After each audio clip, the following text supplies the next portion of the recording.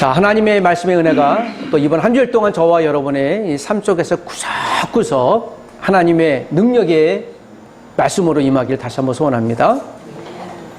우리가 말하는 것이 세상 사람들에게 소음이 아니라 기쁜 복음이 될 수 있기를 다시 한번 소원합니다. 우리 한번 따라해 볼까요? 소음이 아니라 복음이 됩시다. 시작. 소음이 아니라 복음이 됩시다.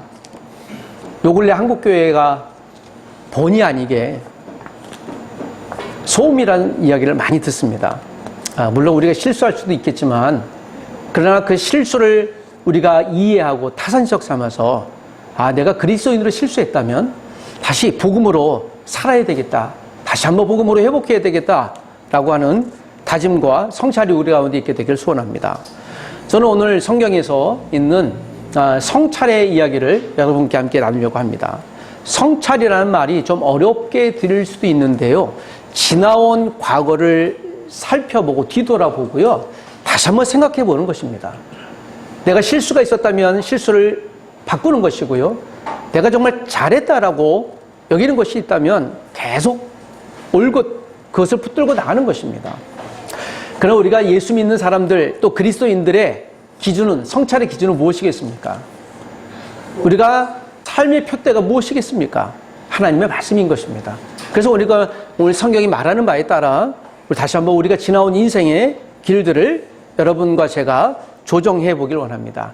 3월이니까 여러분 꽃이 파르르 피고 이제 개나리가 멋지게 피기는커녕 미세먼지만 지금 많아서요. 내가 3월에 좀 꽃이 언제 피나? 라는 생각을 해봤습니다. 우리가 기대했는데도요. 기대하는 것이 안 올 수도 있습니다. 성취되지 않을 수도 있어요. 이게 우리가 일상의 삶입니다. 그렇다고 해서 우리가 포기할 이유는 없습니다. 조금 어려움이 있어도요. 여러분 미세먼지는 좀 참으면 건너가기 마련입니다. 구름이 낄지라도요. 좀 이따 태양이 뜨기 마련입니다. 시련이 있어도 하나님 은혜 주셔서 그 시련을 충분히 극복할 수 있기 때문입니다. 힘내시는 저와 여러분 되시길 부탁드립니다. 오늘 우리가 읽었던 이 본문에 있는 내용은 하나님 모세에게 또 이스라엘 모든 백성들에게 지나온 약 40년의 시간, 정확히는 38년, 10개월간의 광야 생활을 좀 뒤돌아보고 어떻게 왔나. 그리고 앞으로 하나님의 드림랜드, 꿈의 땅이라고 하는 어떤 땅이요? 어느 곳? 가나안 땅에 들어갈 때 어떻게 해야 되나, 무슨 자세를 갖고 있어야 되나라는 하나님의 확인의 말씀이기도 합니다.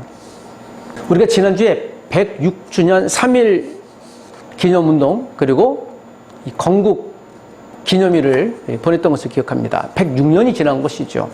그러니까 106년 전에 우리 조상들이 상해 임시정부에서 국가를 세우려고 일제히 저항하며 세웠던 106주년입니다. 제가 106주년을 강조하는 것은요. 기억하기 위함입니다. 내년에는 몇 년 되겠습니까? 107주년이에요. 우리가 이렇게 기억하는 한 가지는요. 그때 그 시절에 민족의 독립을 위해서 특별히 한국 교회 목회자들 뿐만 아니라 수많은 성도님들이 민족을 위해서 헌신했던 것이 그 3.1 운동이고 임시 상해 정부에서 그렇게 애썼던 것을 봅니다. 우리 김구 주석을 비롯한 반 이상이 전부 다 크리스찬이었어요. 그때 크리스찬의 고백은 이것이었습니다. 이 나라는 하나님의 나라지. 일제의 나라가 아니다. 이 나라는 하나님을 경배하는 나라지. 라고 하면서 했던 것이 이 민족을 사랑하는 독립운동이었습니다. 여러분, 이 민족이 그렇게 기도로 세워진 나라, 소중한 나라인 것을 우리가 기억해야 될 줄 믿습니다. 마치 그것처럼 하나님은 오늘 이 본문에 모세에게 이야기하십니다. 자, 23절에 보니까 그때 내가 여호와께 간구하기를 누가요? 모세가 하나님께 간구합니다. 간구한 내용은 한 가지예요. 하나님, 내가 가나안 땅으로 들어가길 소원합니다. 라고 모세가 하나님 앞에 고백했지만 하나님은 모세에게 가나안 땅 들어가는 것을 허락하지 아니했습니다. 왜 그랬을까요? 자, 오늘 신명기에 있는 내용은요, 약 1개월간의 내용이에요. 그리고 이제는 신명기 다음에 나오는 성경이 어떤 성경입니까? 여호수아예요. 여호수아는 아까 얘기했던 드림랜드, 이 꿈의 땅, 적과 꿀이 흐르는 가나안 땅에 들어가 땅을 쟁취하는 그 시점이거든요. 그래서 여호수아 약 16년 동안에 기록된 여호수아를 가나안 땅에 들어가기 전에 이제 40년의 광야 생활을 마칠 때 이제 그때 한 달 동안에 즉 모세를 통해 3번의 메시지를 주세요. 그 메시지는 이것이죠. 지난 40년 동안 어떻게 광야 생활을 살아왔나, 또 앞으로 하나님이 주신 미래의 땅을 어떻게 얻을 것인가 하는 것입니다. 그때 모세가 이렇게 얘기하죠. 그런데 하나님, 저도 가나안 땅에 좀 들어가면 안 될까요? 라고 하지만 하나님의 답은 무엇입니까? 그래서 25절, 26절 보니까 하나님 내게 이 땅을 보옵소서, 내가 저 가나안 땅을 들어가게 하옵소서 하니 26절에 여호와께서 너희 때문에 내게 진노하사 내 말을 듣지 아니하시고 내게 이르기를 그만해도 족하니. 그러니까 뭐예요? 더 이상 얘기하지 말아요. 이게 모세에게 주신 사명이에요. 좀 이해가 안 될 수도 있지만 왜 그 위대한 모세를 안 집어넣었을까? 그건 하나님이 모세에게 주신 사명이에요. 그러니까 이 미션입니다. 모든 교회는 성도는 다 무엇이 있습니까? 사명이 있는 거예요. 제자 훈련하고 복음을 나누고 또 하나님 말씀대로 살아가는 사명이 있고요. 오늘 우리 한 분 한 분들이 교회가 돼서 이 자리에 모였지 않습니까? 그 주일날 우리가 예배하는 사명이 있는 거예요. 이것이 우리가 살아가는 존재 이유입니다. 자, 이렇게 하나님이 사명을 모세에게 여기까지만 주셨습니다. 이것은 무슨 얘기인가 하면요, 모세가 40년 동안 얼마나 많은 이스라엘 백성들에게 고난을 받았습니까? 리더십으로 인정받기도 했지만 모세가 이스라엘 백성들이 많은 고난도 받고 또 힐난도 받고 그랬잖아요. 물 없다고 하니까 모세를 죽이려고 했잖아요. 3일 만에 출애굽한 지. 또 먹을 것이 없으니까는 원망하다 하나님이 만나주시고, 고기 없다고 하니까 또 메추라기 주시고, 곳곳에서. 그러니까 모세가 대원자로서 참 고생을 많이 했다는 분이에요. 자, 그렇다면 좀 가나안 땅에 좀 들어가게끔 하나님이 허락해 주시면 되지 않는가 생각할 수 있겠지만 그렇지 않은 거예요. 딱 여기까지입니다. 이걸 우리가 정체성을 안다 또는 분수를 안다라고 하는 겁니다. 여러분, 우리가 믿음의 분수에 맞게 살아가시길 부탁드립니다. 그리스도인답게 사는 거예요. 이 정체성이. 그리스도인 분수답게 또 그리스도인답게 교회답게 사는 것입니다. 자, 저와 여러분이 혹시 나이만큼 사셨을 텐데요. 한번 뒤를 잠깐 돌아보실까요? 자, 이렇게 보면 잊을 수 없는 사건이 있습니다. 그것이 우리를 만드는 것이 있어요. 그래서 우리가 이제 기념일로 삼거나 또는 좀 아픈 추억이 있어도 그걸 하나의 정점으로 삼거나 뭐 그러지 않습니까? 때로는 그것이 이제 트라우마가 되기도 하지 않습니까? 마치 그것처럼 이 신명기는요, 40년 동안 이스라엘 백성들의 트라우마가 무엇이었는가 모세를 통해 이스라엘 백성들이 다시 한번 확인시켜 줍니다. 1장에는 모세가 광야 40년 생활을 이렇게 회상해요. 그러니까 설교하는 거예요. 이스라엘 약 290만 명 두고, 자, 여러분, BC 1446년 1월 우리가 어떻게 출애굽을 했는지부터 시작해서 이제 그렇게 설교하는 거예요. 예를 들어. 그리고 가데스 바네아에서 정탐을 했는데 여러분의 조상들이, 선배들이 불신해서 우리가 40년 동안 광야 생활하게 된 거예요. 라는 게 1장의 메시지입니다. 그리고 2장에는 이스라엘이 광야 생활 전투에서 싸우고 전투하고 했던, 뭐 헤스본 왕 시온과 전투에서 싸움에 이기는 그런 내용. 이 조금 전까지 그렇게 싸웠거든요. 그리고 오늘 본문의 3장에는 1절부터 읽었던 22절까지 내용을 보면요, 바산 왕 옥이라고 하는 이 근동에서요, 아주 매우 유명했던 옥과 이 싸워서 승리했던 일이 기억납니다.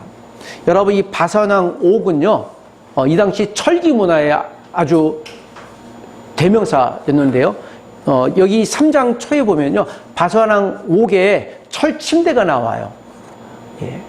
9규빗, 그의 침대 규빗이요. 정확히 4m예요. 그 침대가 4m니까 키가 어느 정도 됐을까? 예, 유추합니다. 여러분, 침대가 4m면 키가 어느 정도 됐을까요? 그래서 보통 한 3m 50, 60 정도 봐요, 키를. 그 이때는 Giant Tribe, 이 거인 민족이 있었던 것이에요. 제가 지난주에 말씀드렸듯이 그 대표 중에 이제 골리앗이 키가 2m 90이었지 않습니까? 그러니까 이 바산왕옥을 의도적으로 기록하고 있는 이유는요, 가나안 땅에 들어가면 이런 사람들이 계속 있을 것이다 해요. 그래서 우리가 현장용어로 믿음으로 쫄지 말아요. 실패 한번 했잖아요. 가데스바네아에서 정탐했다가 거인들이 살고 있어요. 우리는 그게 들어가지 못해요. 여러분, 거인들이 살고 있다라고 했던 고백은 사실입니까, 아닙니까? 그건 사실이에요. 그건 페이크가 아니에요. 가짜뉴스가 아니라 진짜입니다. 그런데 그건 진실일까요? 진리일까요? 하나님이 이 땅을 주실 것이라고 하는 말씀은 진리일까요? 거기에 대입해 보면 방정식은요, 가나안 땅에 들어갔더니 거인 민족이 있어요. 그 결과는 우리가 싸워서 쟁취하면 얻을 수 있다는 방정식을, 우리가 믿음의 방정식을 얻는 거예요. 그런데 그걸 보지 못하고 두려움에 빠져버린 것이죠. 이제 그러지 말라는 거예요. 첫 번째 메시지가. 한 번 실수했으니 두 번 실수는 하지 말아야 해요. 그래서 바산왕옥에 대한 이야기를 하고, 자, 오늘 이제 본문에 3장이 지나면 이제 4장부터 하나님이 가나안 땅에 들어가서 지켜야 될 규례들을 이제 쭉 마지막까지 나열하세요. 앞으로 지난 40년, 과거 40년 동안 살아왔던 내용들을 기억해야 될 것과 앞으로 가나안 땅에 들어가서 16년 동안 또는 그 이후에 계속해서 살아가야 될 규례, 규칙을 이야기하세요. 다시 한번 이야기하는 거죠. 여러분, 이 규칙은요, 사실 출애굽 초반에 이미 얘기한 거예요. 그 두 번 반복해서 얘기하는 겁니다. 여러분, 한국 사람들이 시험 볼 때 이거 많이 하죠. 이것은 무엇입니까? 초치기 하잖아요. 들어오면서. 이 신명기가 그 초치기 같은 거예요. 자, 이제 곧 한 달 뒤에는 이 설교를 듣고 가나안 땅에 들어가서 이제 살아야 될 텐데, 여러분, 가나안 땅에 젖과 꿀이 흐르는 땅이라고 그랬는데요, 젖과 꿀이 흐르는 땅에 거기서 들어가 봤더니 이제 웰컴 이스라엘 하고 사람들이 환영하고 플랜카드 붙이고 막 트럼펫 불고 웰컴 에브리바디 이스라엘 그랬나요? 어떻게 해요? 들어가서 보니까 제일 처음에 어떤 성이 나와요? 어마어마한 여리고 성이 나오잖아요.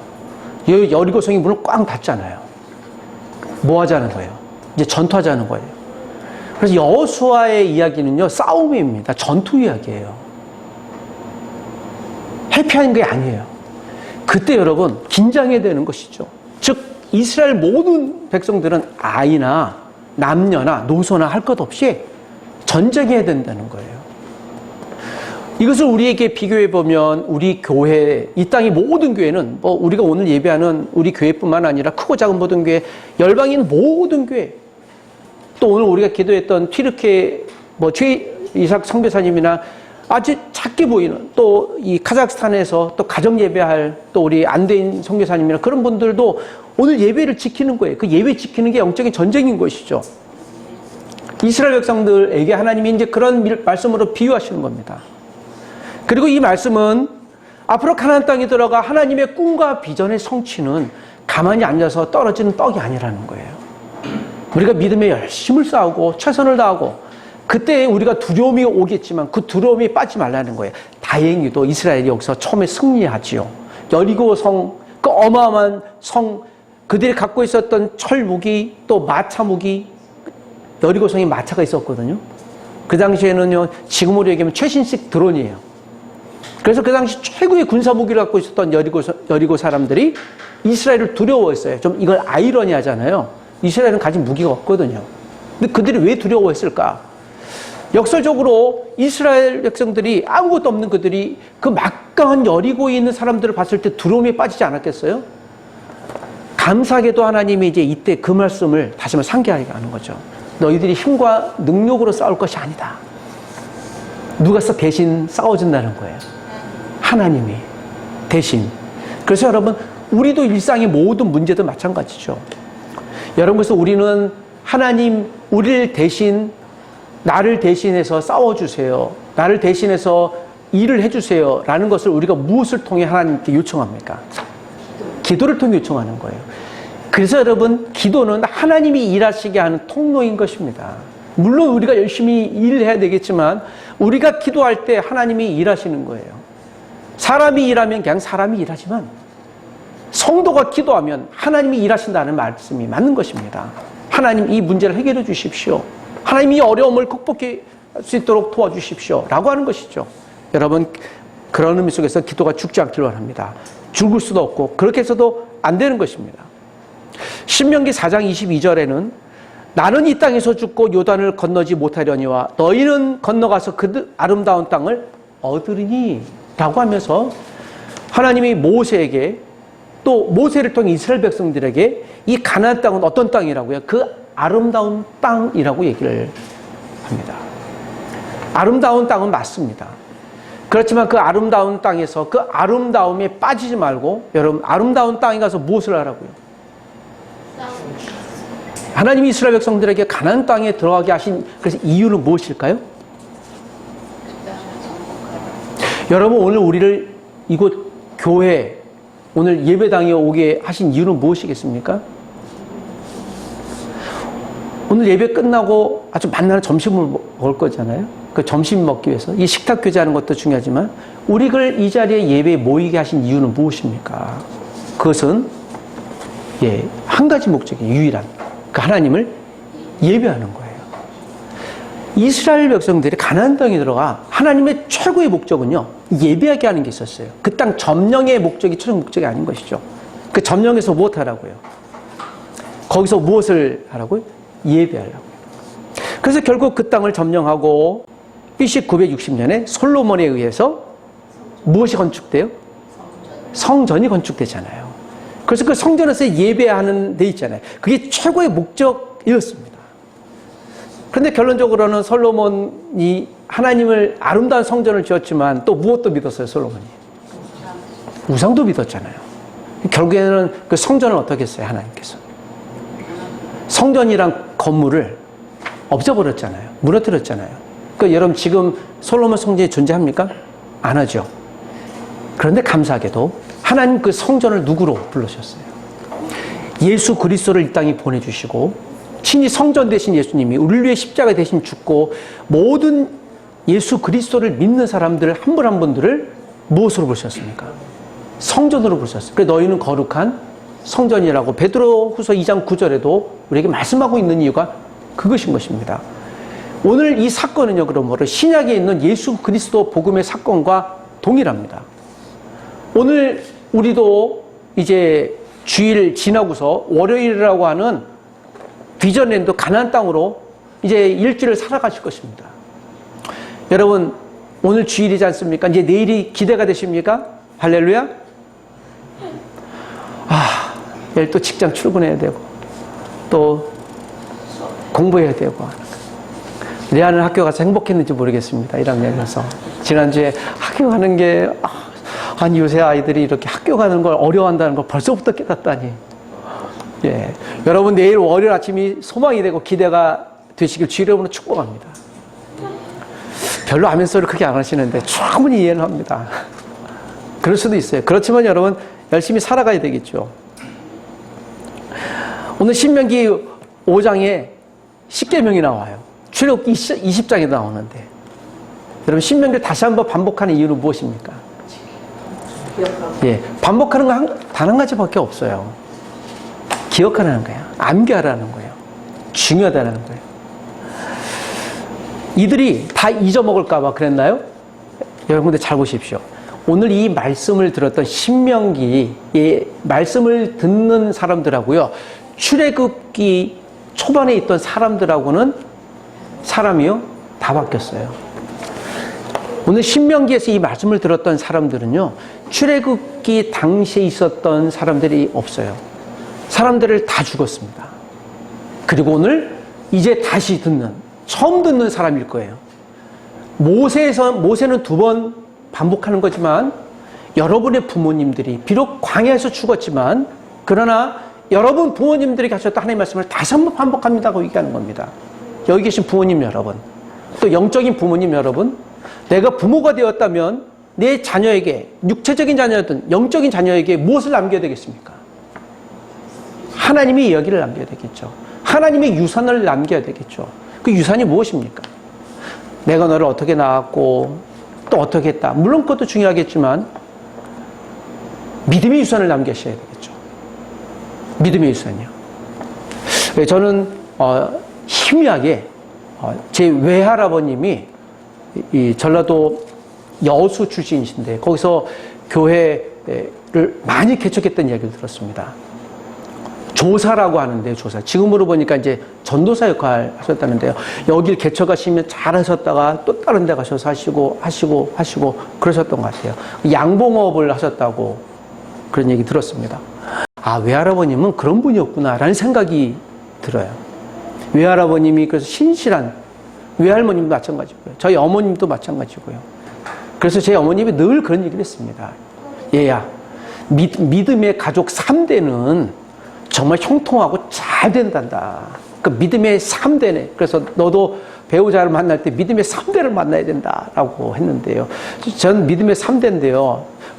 그 어머니 말씀 약간 컷이 들긴 합니다. 뭐가 잘 된다고 했는데 뭐 그렇지 않을 수도 있겠다. 저를 격려해 주기 위한 말씀이라고도 생각이 됩니다. 그런데 지금 정말 감사한 가지는 그거예요. 아, 우리 할아버님이 나를 위해 기도했겠다.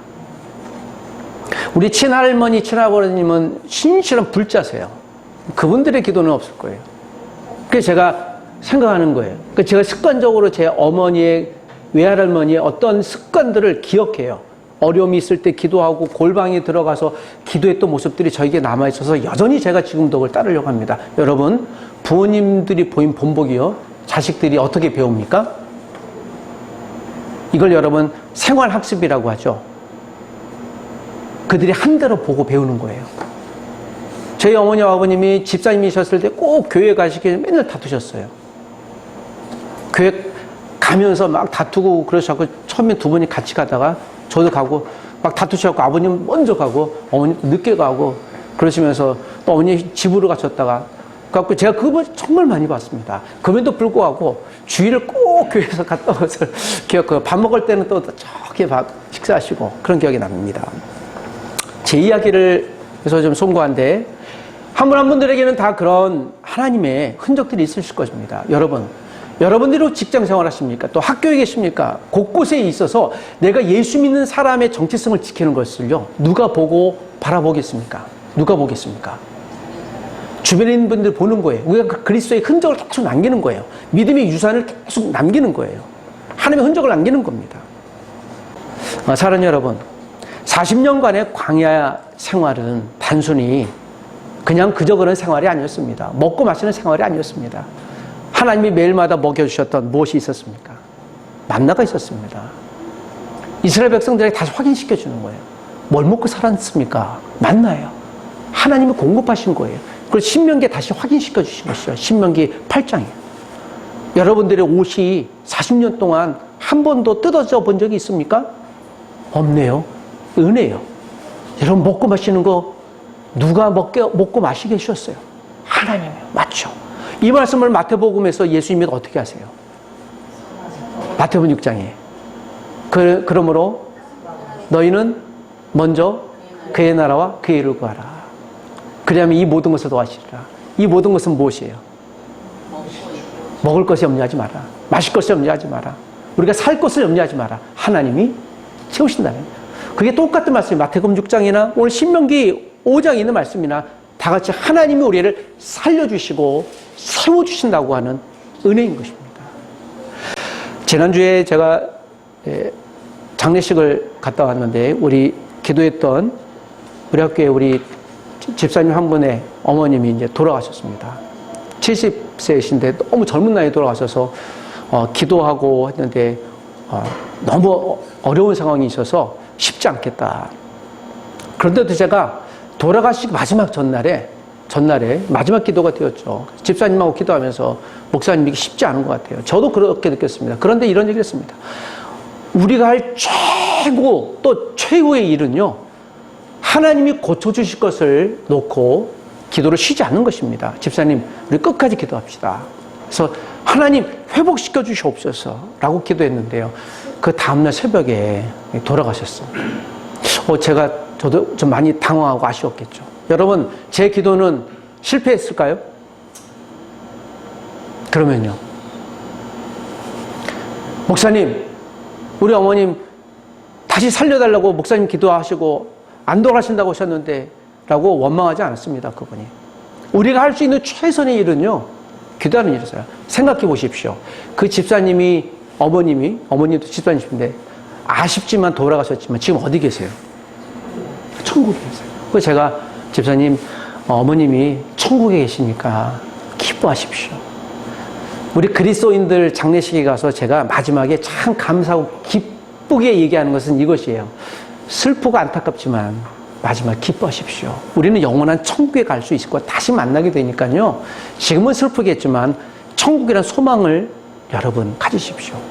그래서 제가 천국 환송식이라고 다시 한번 말씀드렸어요. 장례식이 아니라 천국 환송식이니까 잘 보내십시오. 그 돌아가신 집사님 남편분이 아직 예수님을 안 믿어서 제가 복음을 좀 소개하면서 그분에게도 얘기했어요. 슬프시겠지만 저는 기쁩니다. 그분이 약간 의아하게 생각하신 것 같아요. 그 이유는 한 가지예요. 우리가 언젠간 천국에서 다시 만날 수 있기 때문이죠. 여러분, 그리스도인에게 이런 희망과 소망이 있는 거예요. 오늘 하나님은 모세를 통해 이스라엘 백성, 앞으로 가나안 땅에 들어가서 하나님의 그 약속의 땅, 적과 꿀이는 그 비전랜드 아름다운 땅에 들어가게 하셨을 때 여러분의 부모님들이 지난 40년 동안 살아왔던 과거, 그때 하나님이 어떤 일을 행하셨는가를 반드시 기억하십시오. 그래서 remember예요. remember again. 다시 기억하십시오라는 것이 신명기예요. 이건 제가 신명기를 다시 한번 각색했을 때 부르는 이야기예요. 아, 다시 기억하라고 주신 말씀이구나. 여러분, 그리고 오늘 이스라엘 백성들이 다시 여호수아로 들어가기 전에 그들은 마음의 생각을 다시 한번 다잡아야 했었겠죠. 말씀을 정리하십시다, 여러분. 이 본문에 있는 말씀이 오늘 우리에게는 어떤 의미로 다가오십니까? 신명기 29장 5절 6절에도 이런 말씀이 있는데요. 잠깐 들어보십시오. 주께서 40년 동안 너희를 광야에서 인도하게 하셨거니와 너희 몸에 옷이 낡아지지 아니하였고 너희 발에 신이 희지지 아니하였으며 너희에게 떡도 먹지 못하며 포도주나 독주를 마시지 못하게 하셨으면 주는 너희 하나님 여호와신 줄 알게 하려 하십니라. 방탕한 것에서 하나님이 못하게 하셨고, 그러나 먹고 마시고 생존하게 하는 것에 대해서 하나님이 죽지 않게 하셨다. 이스라엘 여러분들을 살려주신 이는 누구신가? 하나님이시라. 이 말씀은 오늘 우리에게도 똑같이 임할 줄 믿습니다. 올 한 해를 하나님이 우리를 살려주실 줄 믿습니다. 이 한 주도 우리를 하나님이 회복해 하시고 살려주실 줄 믿습니다. 우리에게 힘 주시고 먹을 것을 공급해 주시고 있어야 될 것을 하나님이 허락하실 줄 믿습니다. 여러분, 이 한 주일 동안 하나님을 기억하십시다. 저와 여러분들을 지난 40년, 지난 60년, 아니 지난 10년, 20년 동안 우리를 살려주신 하나님의 은혜를 기억하십시다. 그 하나님이 역사하셔서 이 한 주를 믿음으로 승리케 하는 은혜의 한 주가 되시길 주의 이름으로 부탁드립니다. 기도하십시다.